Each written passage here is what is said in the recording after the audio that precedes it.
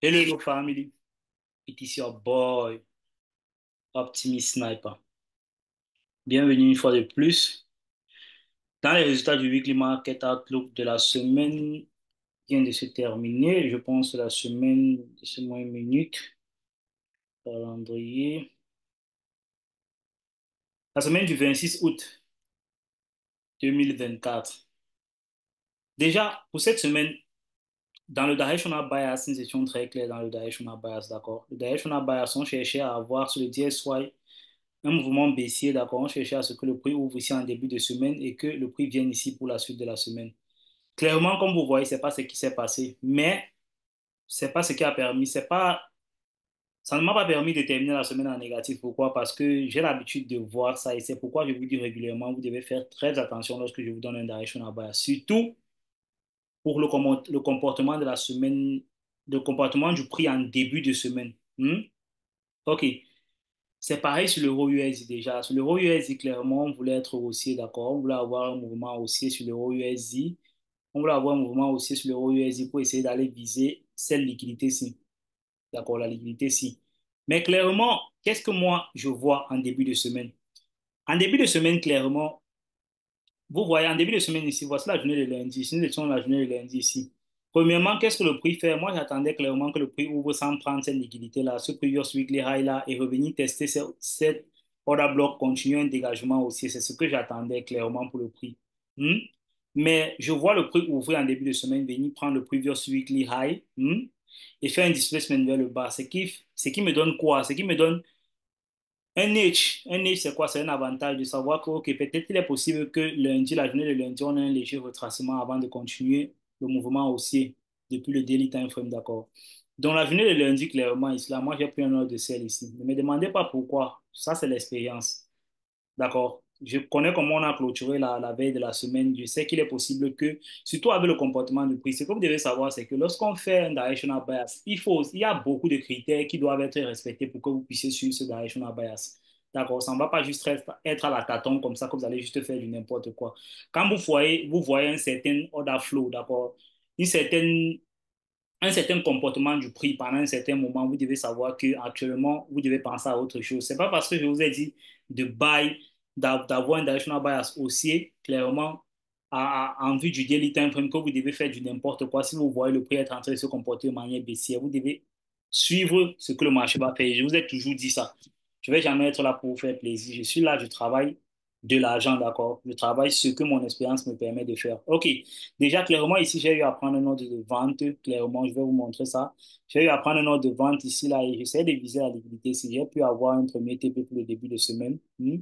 Si je vous regarde là, vous allez voir ça. Au début de semaine ici, j'ai eu à vendre là, clairement. J'ai pris un TP ici. D'accord. OK. Allons-y, continuer. Allons-y, continuer. Allons-y, continuer. Ou ici, OK. En début de semaine, déjà, ça, c'était pour la journée de lundi. Maintenant, clairement dit, la journée de mardi, moi, ayant ce direction bias, je voulais continuer à être baissier pour la journée de mardi, d'accord? La journée de mardi, clairement, ici, j'ai eu à prendre un ordre de vente quelque part ici, si je ne me trompe pas. J'ai eu à prendre un ordre de vente quelque part ici pour essayer de viser cette liquidité du bas-ci. Et j'ai pris un stop loss sur cette ordre de vente ici, d'accord? J'ai eu à prendre un stop loss ici, et si vous allez voir ça là, vous allez voir ça quelque part ici. Vous êtes là pour mes résultats. Voilà ça. J'ai eu à prendre un ordre de vente ici. J'ai eu un SL ici. Puisque j'ai eu un SL ici, là, la journée de mardi, je suppose qu'il y a eu displacement. Le prix avait cassé ce rail ici. Donc, en ce moment-là, clairement, je pense que je me suis dit, OK, le directional bias haussier que j'ai eu à donner pour la semaine peut déjà être en train de vouloir se manifester. Donc, je peux commencer à le suivre. J'ai eu à prendre un ordre de buy ici, là. Clairement, dès qu'il a SL mon ordre de buy, j'ai su que, OK, là, c'était juste une manipulation.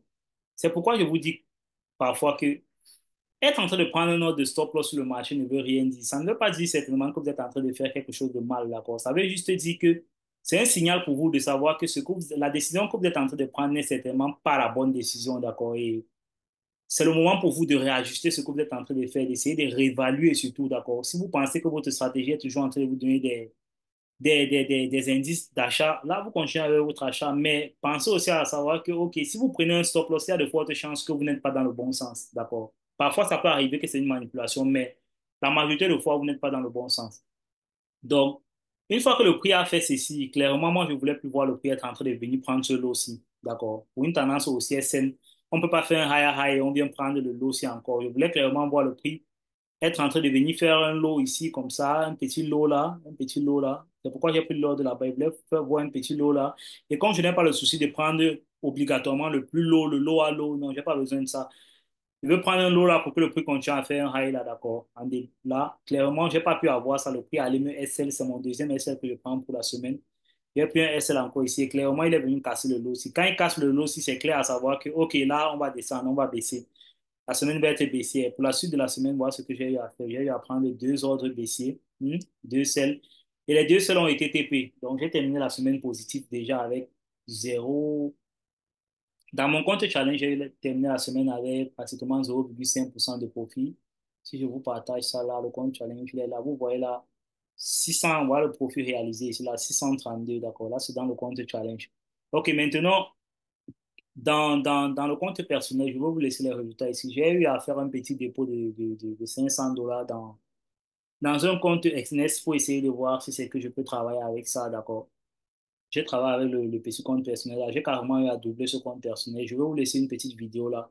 Vous allez voir mes ordres que j'ai eu à vous détailler ici. Là, vous allez voir ça dans le compte personnel. Et le, le, le, une fois après avoir fait le profit pour cette semaine, j'ai eu même à faire un retrait là pour vous montrer clairement qu'il s'agit d'un compte réel. D'accord. Vous allez voir le retrait là. J'ai eu à faire un retrait de pratiquement $260 sur les $500 que j'ai eu à déposer. Donc, j'ai fait pratiquement 50% et plus du capital en une seule semaine.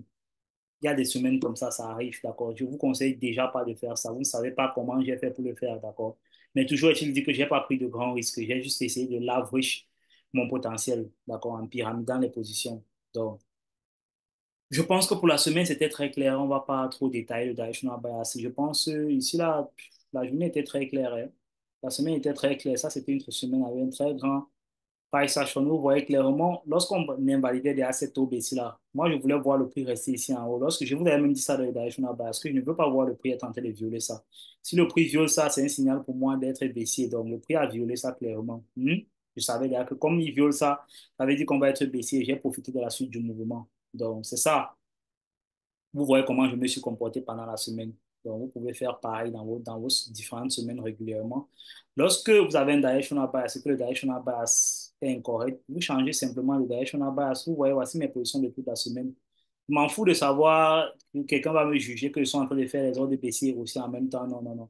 Quand je dis en même temps, ça veut dire que une fois que je suis haussier et baissier ici, là, après, je suis haussier. Non, je suis le marché, d'accord. Je suis ce que le marché fait.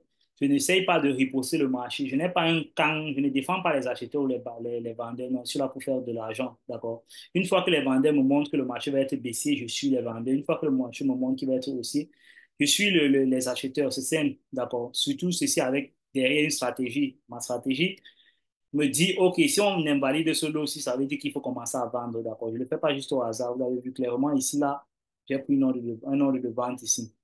J'ai vendu là, clairement, vous avez vu, j'ai eu ATP ici, ici aussi, j'ai eu ATP ici.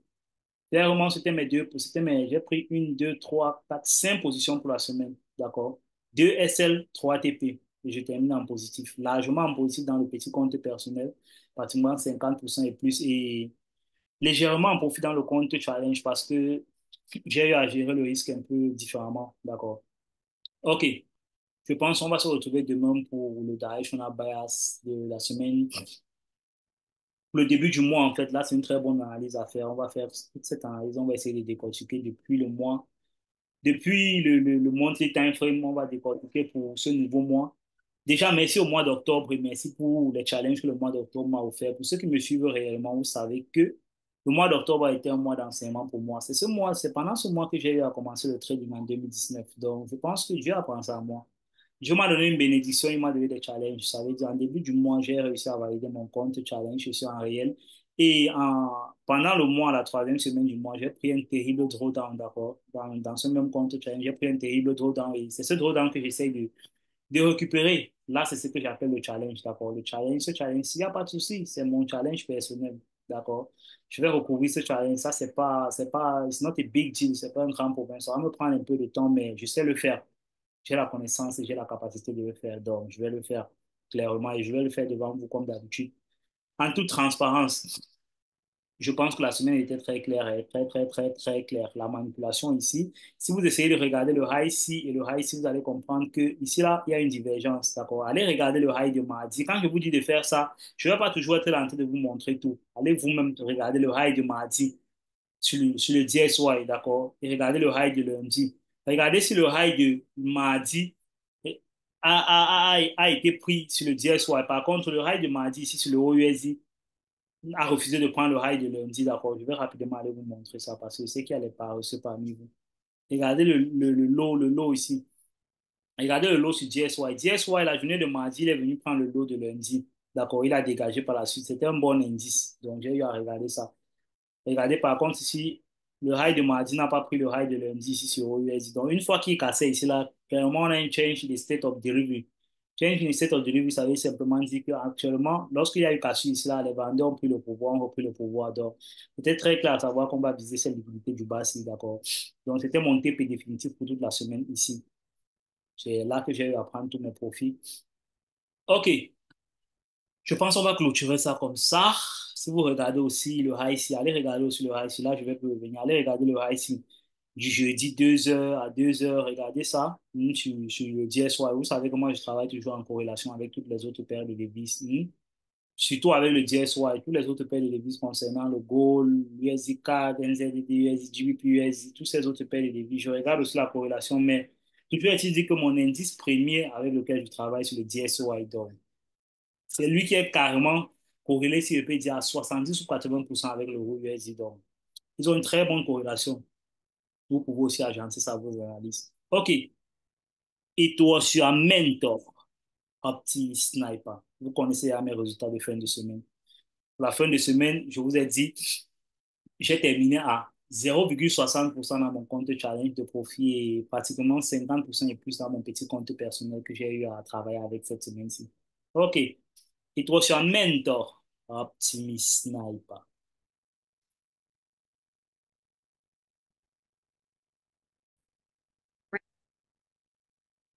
Ok, comme je disais tantôt, je pense que depuis ici, je peux même vous montrer les résultats, d'accord? Dans un souci de transparence, je peux toujours vous montrer même les résultats. Étant ici, là, j'essaie juste de me connecter à mon compte Exness, d'accord? J'essaie juste de me connecter à mon compte Exness et si on essaie de voir les performances là, performances, on essaie de voir l'historique des ordres, on essaie de voir les ordres de cette semaine. Ok, vous voyez là, comme je vous disais tantôt, j'ai eu à prendre une première perte ici, là. Pour le début de semaine, voilà ça. 25. Ouais, ici, voici là pour le premier gain pour la journée de lundi. D'accord. Après ça, voici la perte que j'ai eu à faire. J'ai eu à faire cette perte ici. -30. Après, j'ai encore pris une perte, le mouvement haussier que j'étais en train de anticiper. J'ai perdu ici, là. Et vous voyez là, par la suite, j'ai eu à prendre un gain ici, un gain ici, un gain ici sur le USD. L'USD 4 aussi, j'ai essayé. Et là, actuellement, je suis en train de faire un challenge, d'accord. J'ai certains de mes élèves qui me suivent aussi qui disent pourquoi je ne que est-ce que je peux trader d'autres paires de devises là particulièrement. Moi, je me suis donné ce challenge-là et j'ai commencé aussi à travailler avec certains traders à moi, certains amis à moi, d'accord, qui m'ont aussi conseillé de parfois d'essayer de regarder aussi s'il est possible que je voie d'autres opportunités sur d'autres paires de devises.